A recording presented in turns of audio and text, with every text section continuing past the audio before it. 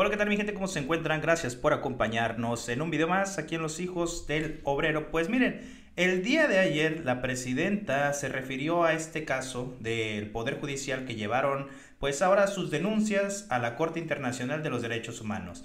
Se refirió un poco que le extraña cómo fue de rápido el procedimiento. Fíjense nada más, vamos a ver lo que dice la presidenta. Llaman la atención desde mi punto de vista dos temas, ¿no? La rapidez. Hay casos que van a la Comisión Interamericana que tardan años para poderse atender y ahora esta reforma al Poder Judicial no tardó ni semanas.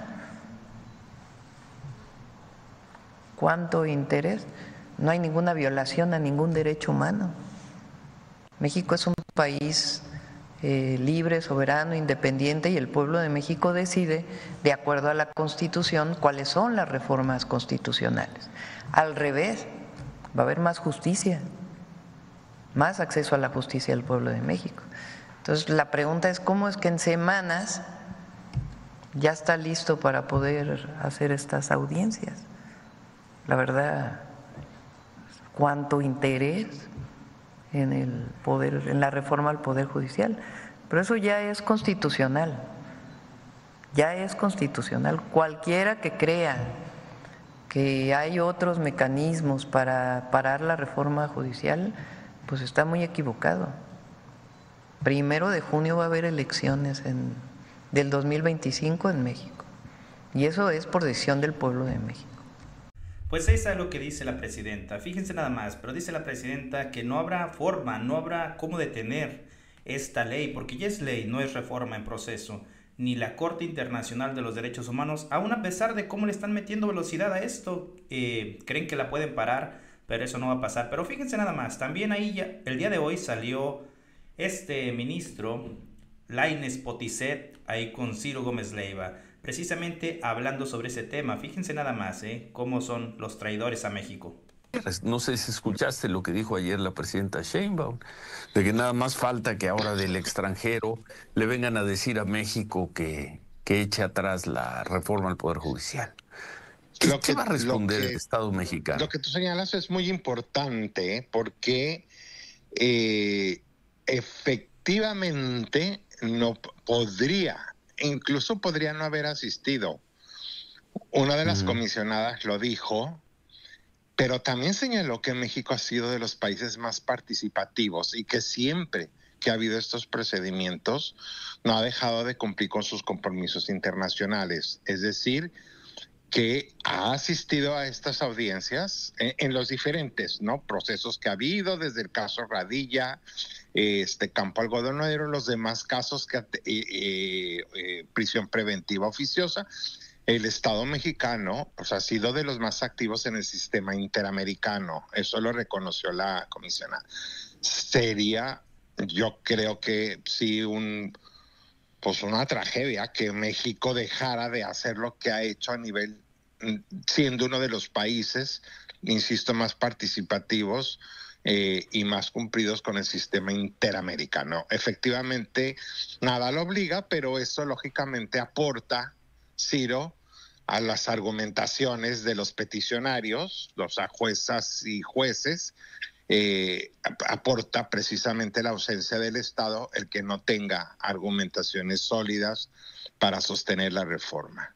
Más allá, ministro, todavía viene esta aceptación, ¿no?, del representante del Estado mexicano, donde dice que no hubo un diagnóstico precisamente del Poder Judicial para llevar la reforma, pero que hubo una manifestación grandísima a nivel parlamentario justamente para que se cambiara, ¿no?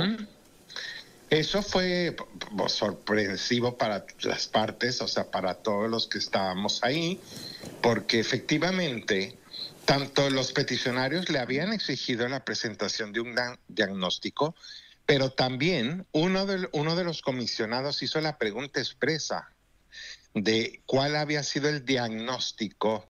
Pues está lo que dice Lainez Potisek. Es que fíjense nada más, cómo le dieron pues trámite a esto en la Comisión Internacional de los Derechos Humanos muy rápido. Quieren precisamente tumbar la reforma al Poder Judicial. Ya no les funcionó aquí, ya no le funcionó a Norma Piña, no le alcanzaron los votos. Se rompió este bloque que traía, bloque opositor, que venía echando atrás todas las reformas al presidente Andrés Manuel López Obrador. Pues se rompió. ya no funcionó. Saben que no hay otra forma y se van pues ahora a la Corte Internacional, se van al extranjero a pedir ayuda de los extranjeros precisamente. Y el igual los estaba viendo que se estaban manifestando afuera de la OEA. ¿Qué va a hacer la OEA? ¿Qué va a hacer Almagro? Si nada más Almagro se ha dedicado pues a respaldar golpes de Estado. ¿Eso quieren? A eso quieren llegar. Fíjense nada más. Pero ¿qué objetividad tiene la Corte Internacional de los Derechos Humanos cuando precisamente sus comisionados se refieren a la reforma al Poder Judicial de esta manera? Fíjense, vamos a ver. Sobre esto, y es que esto es un ejemplo de manual de abuso del constitucionalismo, de constitucionalismo abusivo. Cuando un gobierno intenta desmontar los contrapesos, los controles al Ejecutivo. Se ha visto en los autoritarismos de nuestro tiempo en el mundo entero, y yo creo que el caso de México es del libro. Más otro montón de cosas. ¿Cómo ven? Es que, ¿qué objetividad tiene este comisionado de la Corte Internacional de los Derechos Humanos cuando dice abiertamente que esta reforma que se hizo al Poder Judicial es claramente un atropello del Poder Legislativo? ¿Qué objetividad merece eso?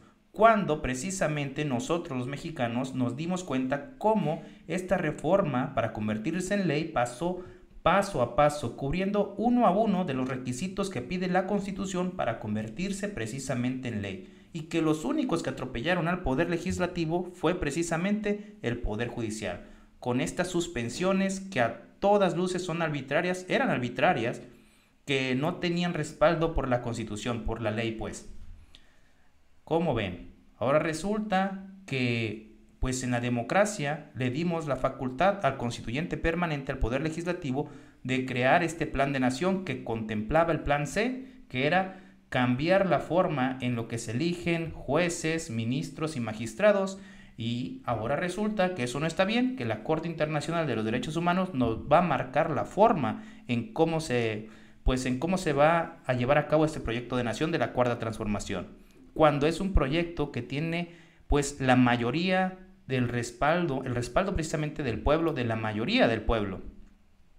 ¿Cómo ven? Pero ya dijo la presidenta, que no van a venir instancias internacionales a marcarnos la línea a lo que ya decidió el pueblo, porque somos un país libre y soberano y ya decidimos. En la democracia mandan las mayorías y se ejerce el plan de nación de las mayorías. No les queda a la oposición más que hacer una oposición digna, una oposición fuerte y tratar de convencer a la gente con otro proyecto de nación. Eso solamente es lo que les queda, no hay más, no hay más. Quieran hacer lo que quieran hacer, ya dijo la presidenta, para atrás ni para tomar impulso, y el 1 de junio del 2025 vamos a tener elecciones al Poder Judicial. ¿Cómo ven? Y es que cómo precisamente van a ser una oposición digna cuando vemos dirigentes al frente de esta oposición como Alito Moreno, como Jorge Romero, este líder del cártel inmobiliario, que por cierto, fíjense lo que dice el ridículo, dice que le va a dar una oportunidad a la presidenta pues para llegar a un diálogo con el PAN. ¿Cómo ven? Qué soberbios y qué perdidos están. Vamos a ver, fíjense, vamos a ver esto. Hacer que sientan que nuestras candidaturas son de la gente, son de ellas y de ellos. Eso es lo que vamos a hacer. Y también vamos a hacer, Ciro, una oposición, fíjate, te lo adelanto, que por una vez, por una sola vez, vamos a ofrecer diálogo a este gobierno. ¿Por qué? Pues ahí está. ¿Cómo ven lo que dice Jorge Romero, este líder del cártel inmobiliario? ¡Cuánta soberbia! Es que eso es lo que los caracteriza, la soberbia. Están perdidos completamente. No se dan cuenta que no se ocupan para nada. No se dan cuenta que son una minoría que solo están de espectadores, que no pueden detener absolutamente nada para esta cuarta transformación, este segundo piso de la cuarta transformación. No pueden influir en nada. Y aún así tiene el descaro de decirle a la presidenta, le voy a dar una oportunidad de dialogar con nosotros. Óiganlo nada más, es que de verdad están completamente perdidos, condenados a la intrascendencia, a la extinción. Eso es lo que va a pasar con ellos. Fíjense nada más. Pero la presidenta también le contestó, vamos a ver, porque la presidenta pues lo remató en la mañanera de ayer, fíjense. Más que el grupo político es este grupo, ¿no?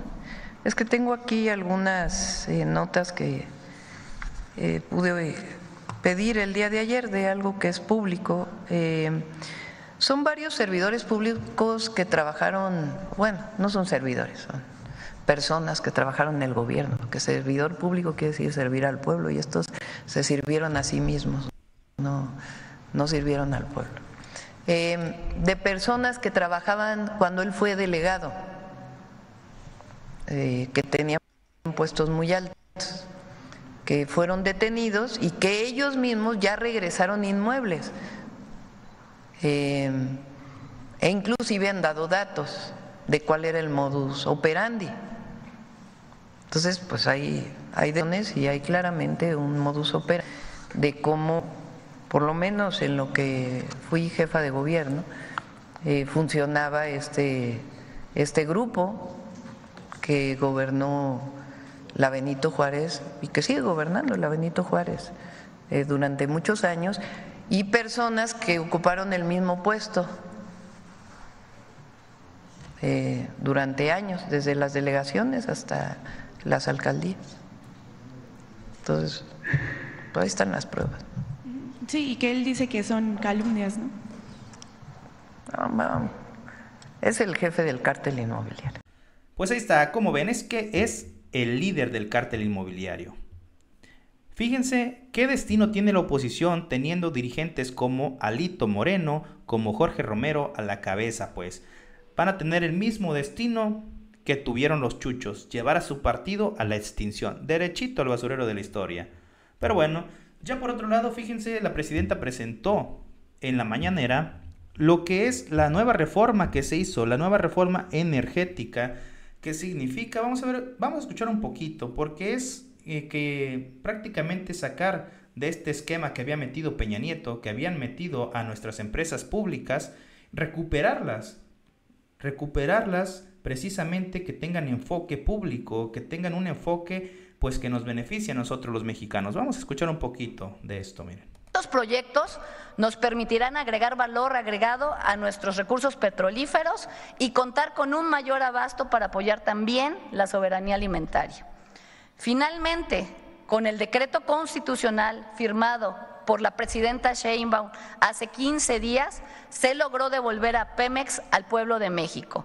Al regresar su carácter de empresa pública, Pemex recupera su vocación social, podrá integrarse vertical y horizontalmente, reducir el número de sus filiales, que hoy son más de 40, lo que permitirá reducir costos y aumentar su eficiencia operativa. También con la reforma se asegura la transición energética, se asegura al litio como recurso estratégico de la nación y se podrán desarrollar proyectos mixtos entre la inversión privada y Pemex, manteniendo la soberanía energética a favor del pueblo. Pues ahí está, como ven, se va a recuperar nuestras empresas que las habían metido en un esquema que era muy perjudicial para estas empresas como Pemex, Comisión Federal. De verdad que esta reforma de Peña Nieto era enfocada a destruirlas como tal. Pero tuvo que llegar la cuarta transformación, llegó el presidente Andrés Manuel López Obrador para precisamente rescatar nuestras empresas públicas que las habían metido, fíjense nada más, a competir en el mercado, a que causaran monopolio supuestamente, porque eso es lo que decían, que la Comisión Federal, que Pemex eran un monopolio. Y yo me pregunto, fíjense nada más, la cabeza, lo absurdo del neoliberalismo, que nuestras empresas públicas, que nuestras empresas que significan seguridad nacional, causen monopolio. De verdad que tan errada estaba esta reforma de Peña Nieto, pero tuvo que llegar el presidente Andrés Manuel López Obrador y la presidenta Claudia Sheinbaum para componer las cosas. Bueno, ya se llevó a cabo con la presidenta Claudia Sheinbaum precisamente porque nos dimos cuenta los mexicanos y en la democracia les dimos las mayorías absolutas. Porque cuando estaba el presidente Andrés Manuel López Obrador, lamentablemente pues no se contaba con estas mayorías y la oposición ahí se sentían muy orgullosos gritando en las tribunas del Senado y de la Cámara de Diputados: no va a pasar, no va a pasar, cualquier reforma que implementaba el presidente Andrés Manuel López Obrador con beneficio para nosotros los mexicanos. Pero precisamente, pues como el pueblo ya está muy politizado, ya está muy despierto, en estas nuevas elecciones se las cobramos y ahí están las consecuencias. Les dimos todo el apoyo a la Cuarta Transformación. Pero vamos a escuchar un poco más de lo que va a decir la presidenta, porque tenían de verdad que tenían en muy malas condiciones a Pemex, estos neoliberales, con más de 40 filiales para Pemex. Imagínense nada más, ¿qué empresa, yo me pregunto, qué empresa puede con esa carga? No, estaban con todos los negocios, todo lo que hizo el neoliberalismo era pues en contra de nuestras empresas públicas. Vamos a escuchar un poco lo que dice la presidenta. Es un programa todavía más fuerte de austeridad republicana, que evidentemente no impacta en la operación, sino en gastos que están asociados a Pemex, que se convirtió en una cosa impresionante. Esta idea neoliberal de que todo es eficiencia, pues todo lo contrario en Pemex. En el periodo antes del 2018, pues 40 subsidiarias, 3 subsidiarias, 40 filiales. Entonces ahora la reforma constitucional va a permitir pues disminuir esta característica que tiene hoy Pemex de tantas filiales, ser mucho más transparente, reducir sus mecanismos de gasto, porque ahora tienen que pasar por un montón de consejos de administración, que se vuelve muy complicada la operación. Entonces la integración de Pemex con transparencia en su contabilidad, en sus distintas áreas, se presenta en las leyes secundarias en enero del próximo año. Y eso va a ayudar todavía más a Petróleos Mexicanos. Entonces, se fortalece, se capitaliza, se cumple con también el pago de los compromisos de deuda que tiene, el pago a proveedores, que se está haciendo también un trabajo especial con Secretaría de Hacienda. Entonces, el próximo año, pues en realidad Pemex va a ser una empresa todavía más eficiente. Y también, como siempre, pues agradecer a todas las trabajadoras y trabajadores de Pemex, que además se va a fortalecer también con los propios trabajadores. Entonces, son buenas noticias para Pemex y para el país, el fortalecimiento de su soberanía, y también se pueden hacer proyectos mixtos con los privados. Pues ahí está, mi gente, un poco de lo que es esta reforma energética que se llevó a cabo en esta Cuarta Transformación. Se recuperan nuestras empresas, vuelven a ser empresas públicas con un fin social, porque precisamente para eso son empresas de nosotros los mexicanos. Se le quita de las manos a este grupo de neoliberales que solamente veían nuestras empresas como un botín para enriquecerse, para hacer negocios.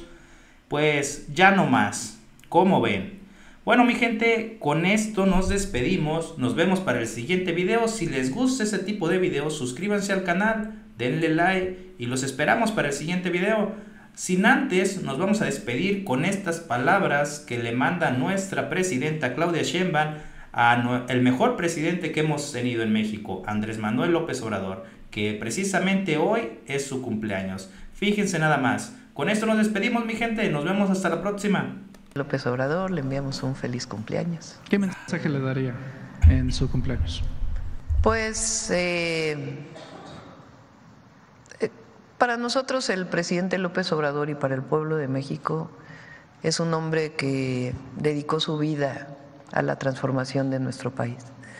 Lo dije cuando tomé posesión, es el principal dirigente político del siglo XXI, por lo menos, y el dirigente que condujo a la transformación de nuestro país. Yo pienso que no se ha retirado de la vida pública, y ya nuestros adversarios están escuchando por qué digo esto, porque sigue luchando, solo que desde otra trinchera.